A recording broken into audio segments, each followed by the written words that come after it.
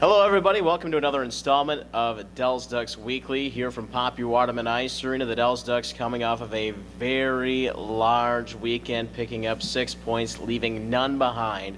2 games against the Forest Lake Lakers, 1 sandwich in between against the Minnesota Owls. My name is Matt Panure, joined by Dells Ducks head coach Bill Zaniboni and Dells Ducks defenseman Matt Heim. Matt, welcome to Dells Ducks Weekly. First off, congratulations on a good weekend for yourself, scoring 2 goals and chipping in a few assists this weekend. Tell me about picking up the 6 points on the road. Oh, I was just, it's very helpful when you got a bunch of guys that are all pulling on the same rope that, Coach said just can throw a bunch of numbers out there and everybody just goes and does their job. And luckily, I was happy to be on the back end of a couple assists and we put the puck in the back of the net, so. And Coach, for you, I know this was kind of a weekend that you guys were really looking forward to, coming off of a weekend off last weekend, getting a chance to go back to Forest Lake and find a little vengeance after they snapped your winning streak. Yeah, it was just good to get back in the saddle, get back in the competitive spirit against a good hockey club. And, we definitely had a bitter taste in our mouth after leaving there last time. So it was nice to get back there and play the way we did, both tight games by 1 goal. A lot of special teams. So, it was nice to get it over with. It was nice to come out with 6 points and get ready for another big weekend ahead of us. Yeah, you mentioned another big weekend. We'll touch on that later. But I just wanted to get back to the point that you made about those games being so close. First, a 3-2 game on Friday, and then a 1-0 game, which is something we haven't seen much of this year in the MNJHL. What was it like playing those kinds of contests? Everything has seemed to be pretty lopsided if you take a look at about 75% of the games this year. And if they are close ones, they're high scoring. So kind of a defensive battle there on the Sunday session. Yeah, I think both. Like I said, both were special team games. Both their goals on Friday were scored 5-on-3, 5-on-4 on Friday night, late in the third period. We were up 3-0 going into the third, and our penalty kill has been fabulous for us all year. And good teams make you pay. The more you're in the box, and they did that. And we were able to still compete and scratch and claw to get that road win on Friday. And then Sunday's game was really fun. We were the ones that benefited from a 5-on-3 goal in the first. And, it was just kind of a ping-pong match back and forth. After that, I thought both goalies played really well. And, it was pretty physical. And we might have rode the line a little bit too much and ended up in the box and gave them some chances. But, that's what, that's why we work hard. And, we're a blue-collar team because we know we're going to get in those situations pretty much every weekend. So we got to be prepared to win games late.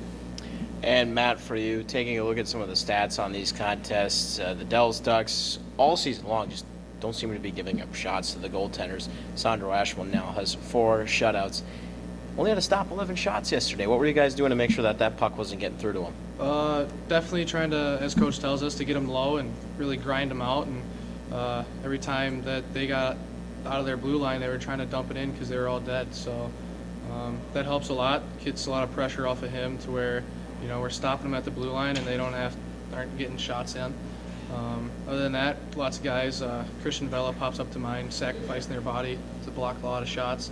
Everybody's buying in, and every blocked shot's one more that doesn't get to the net and doesn't have a chance to go in. So it helps a lot in the long run. Coach, taking a look at your stats, you guys are out shooting your opponents somewhere in the neighborhood of about 55 shots to about 15 per game. Only given up 20 shots, I think, on 4 contests. 2 of those were the 2 losses. Yep. What have you guys been doing to make sure that those pucks are not getting through to your goaltenders, or is it just because you're down on the other end of the ice all the time? Well, I think, it's probably a combination of what Matt said and what you said. Our forecheck has actually been very effective right now. Our guys are really starting to buy in. We started to do some basic stuff last week after the week off just to get back into attention to detail. But guys are starting to sacrifice for each other, and we're keeping guys, I think, to the perimeter of the rink, and instead of teams just throwing pucks, sometimes they're looking for an opportunity where we can take that grade A chance away, but we're going to give them a B or C chance with our goaltending.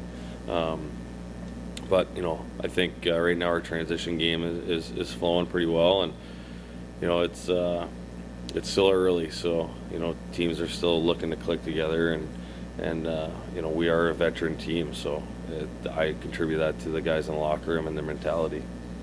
And Matt, you as a second-year player coming over from the Dallas Ice Jets of the Western States Hockey League, is this the kind of hockey that you're accustomed to playing, or was the WSHL a little more freewheeling? What did you get in your first year of juniors? Is this a bit different than what you were experiencing down in Dallas? I would say a lot of it's just a different mindset.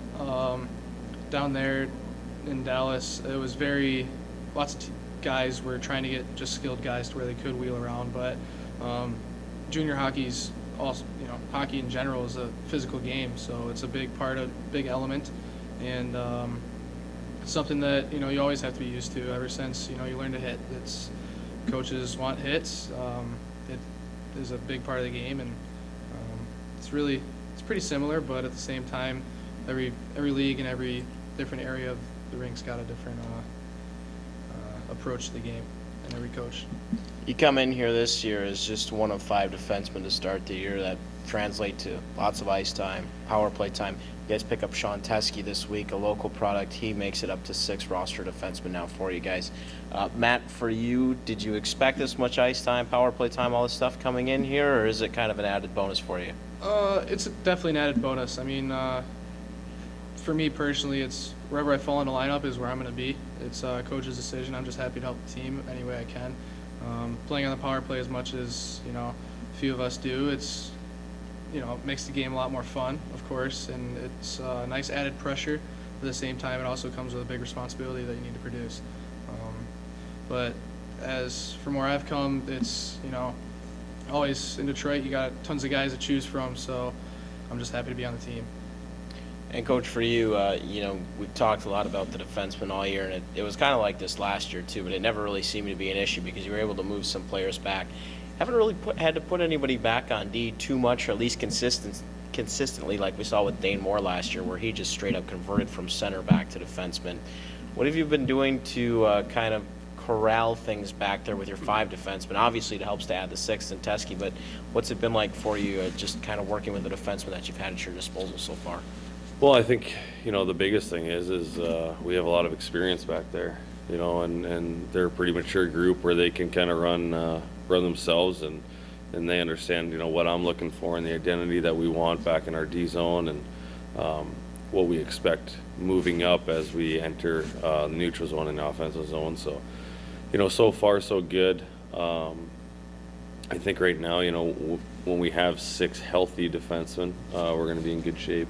Obviously Lucas Smith battling that broken thumb right now is not something that we wanted, but with the guys that we have, they understand the concept, and they know how to play. Like they know how to play for a weekend. They know how to conserve the energy and play smart when to chip pucks out rather than take ice and chip pucks in, and rather than be F1 on a forecheck as Stymie used to be. And it's just it's a mature group of guys. They understand the concept of team first, and right now I think things are going in a good rotation back there with the 5 that we have. And Matt, gotta ask you, of course we ask this of everybody, what sold you on coming to the Dallas Ducks? Was it knowing that maybe you were going to get a little bit more ice time straight up, or did you know, or what was it that made you make that decision to come here to Wisconsin Dells? It was very much a big family decision. Hockey's always been, my parents are helping foot the bill, so they have a lot of say in it as well. And just from talking to Coach and going over options that were on the table, he was the best, considering that he's got a very good reputation of moving guys on in the future. So that was really what hit it for us, because the goal is to play as high as I can, and college is definitely one of those goals. So the reputation he has of moving guys on definitely sold it to come here. And what have you thought of the MNJHL so far? I think a lot's made of the MNJHL versus the Western States League versus the NA3. Does it all kind of just mesh together? Yeah. I mean, from what I can tell, coming from the WS last year, that both leagues are pretty similar. Every league has high quality teams and lower quality teams, of course. And it's just, I'm lucky to be on one of the higher level teams. And Coach, for you to know that you've built this program just off of what Matt said, we've talked about this with a lot of players, to know that your reputation is why he came to the Dells Ducks. Tell me what that means to you. Well, it means more pressure, right? I mean, that's I got to continue it, and that's why I try to work as many hours as I can to get things in order for these guys and to put them in the right spot, and that's I think that's why they work so hard for me. Is it's definitely a two-way street.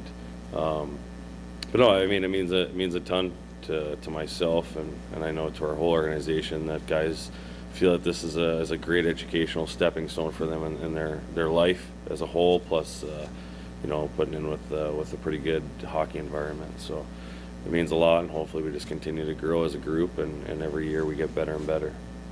Well, back to the task at hand. We mentioned 6 points this weekend on the road for the Dells Ducks, leaving nothing behind.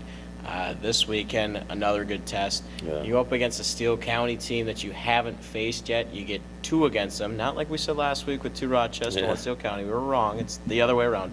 It's going to be Steele County on Friday, Rochester Saturday, Steele County again on Sunday. I believe Steele County sitting somewhere around the 7-3 mark. Rochester at 10-0. This will be the first weekend where you guys have been tested by 2 teams that are well over 500. Yeah, no, we're looking forward to it. I mean, obviously we haven't seen Steele County play live, but I think right now they're scoring goals. They seem to be a very offensive team. They have Kazmierczak in net, who was with the Northern Lights last year. So they have some good pieces, without a doubt. Coach Adamek has obviously done a very good job over there in his first year back into the league, because he used to be with Hudson, and it's exciting for us. I mean, we want another crack at Rochester in Rochester. We thought it was a great game last time both of our teams met, and we just want to make sure that we're smart and disciplined, and we can get up and down the ice, and we'll see what happens. And Matt, for you going into Rochester a couple of weeks ago, obviously a lot of Ducks players talk about the experience of going there, of what that facility is like. What was it like for you?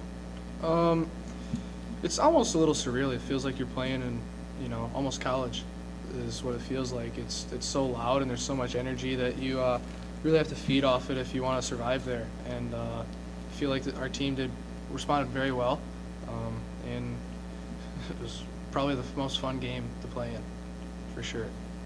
You take a look at that game, Coach. It was a 3-1 win for Rochester. Yep. Some guy named Sam Nelson, who you've seen before, came in and played a pretty nice game in net for Rochester. What do you guys got to do this time to kind of change the flow, or at least change the outcome of the game? You still outshot Rochester pretty well. Maybe second and third period were a little bit better for you guys. I saw they got out to that early 2-0 lead. What do you guys got to do to make sure that you're the ones that take the 2 points out? Well, I think I thought that game could have went either way last time we were there. I think the biggest thing is got to relax a little bit. Once they start rolling and the crowd starts getting loud, it's some guys start panicking a little bit, and it's just that's when you rely on your older experienced guys to kind of settle everything down and make simple plays, simple decisions, and not get away from ourselves, because the experience is such a great one, and you can get caught up in it. It's basic hockey, and I think once you can control that emotion, you're going to be in good shape. We gave them a couple of grade A chances that they capitalized on, and they're a good hockey club, and good for them, and we had some chances that we didn't capitalize on. So it was a great experience for us, and I think it's going to be a coin toss again. And of course, we discussed the Rochester game so much because this could very well be an early battle for first place. You guys at 12-2, they're at 10-0, still looking to keep their streak alive. So potentially a chance for you guys to break this. And Matt, I'm going to pose this question to you. Coach talked about some of the things he'd like to maybe see happen differently. What about you? What did you learn at Rochester that you're going to try to apply this time around? Honestly, there really wasn't. I thought there really wasn't much more that we could have done. Other than, again, minimize as much chances as we can. That they had a couple of grade A chances, like Coach said, that, penalties hurt us early, and they capitalized with a power play goal right away. And that's just, if we can stay disciplined and stay out of the box and really get the pucks deep and try to get even more bodies in front of the goalie as much as we can, that'll really help us. And I think the D-core and really even the forwards did a great job getting pucks to the net and getting pucks through, because Rochester is, being a veteran team as they are, they like to block a lot of shots too and really bang the bodies. So as long as we can keep it low on them, get pucks through, and try to stay out of the box, it'll be great. Just looking at your track record, we talk about the Rochester game Saturday. Obviously, Steele County is going to be a nice test on Friday. You get them again on Sunday. Your Sunday sessions have been very good. You guys are outscoring your opponents somewhere to the tune of, I believe it's 28-1. What is that like for you guys going through the weekends and just getting to that Sunday session and just being able to cut teams off? Is that kind of an endurance thing for you guys, or is it something where you just try to keep amped the whole weekend? What makes it so you guys can get to the finish line when other teams are stumbling? Yeah, it's actually different because usually it's the Sunday games are where we sometimes struggle in the past. So, we only take one game at a time, that's for sure. I mean, no matter who we're playing, it's you can't overlook anyone. And, I think our guys are just, they're excited to play. I mean, that emotion, that adrenaline that they can get going and how they prepare. I mean, they're actually a pretty loose group of men, on the way to games, and I'm fine with it. I mean, they need to enjoy themselves, and I think that right now that we're moving in a direction that we're comfortable with to grow. Like, I think we have a good foundation. So, the Sunday games we don't try to do anything different. If anything, we really try to simplify it, and I know that's what my talk was on Sunday right before the game was, it's our 3rd and 3. What makes you different compared to someone else, and how are you going to play, and just when not to turn pucks over and when to maybe take a chance and when not to take a chance. So it's our group, and they're educated pretty well. Like I said, with the veterans that we have in the locker room. So they're doing a good job when it comes to our 3 and 3s. And Matt, for you, I know Coach kind of talks about the mentality and the strategy of it. Physically, for a player like you, goes out there, logs a lot of minutes, plays on the power play, blocks shots, does everything. What do you got to do to get through Sunday? Keep the shift short. I mean, that's really the biggest thing you can do. That there's times that you get hemmed in, but other than that, it's not just for yourself, it's for the team. That if you're out there dead, a minute and a half, then you get walked around, it's your fault, and you got yourself to blame that you were out there for that long. Other than that, it's like Coach says, be smart. You gotta get the pucks deep, go grind them, don't let them grind you, and mainly get the pucks out. Other than that, that's pretty much it. When we're on the road, we try to feel ourselves pretty good. Coach definitely helps us out with that, and that's about it. So again, that's the weekend on tap for the Dells Ducks. It's a Friday contest against Steele County, a Saturday contest against Rochester, and then back to Steele County on Saturday. And Coach, that'll get you 14 of 17. You guys are 11 down, 6 remaining on the very long road trip. After that, you have Steele County, the Minnesota Owls, and Hudson. And I look at that one, and geographically, that's probably about the farthest travel you guys will have to do from Steele County to Isanti down to Hudson in a weekend. There's a little bit more travel involved in that weekend than there is typically for you guys. Yeah, that's good. A little extra time to take naps on the bus. Perfect. And then after that, only 4 more road games for the entire season.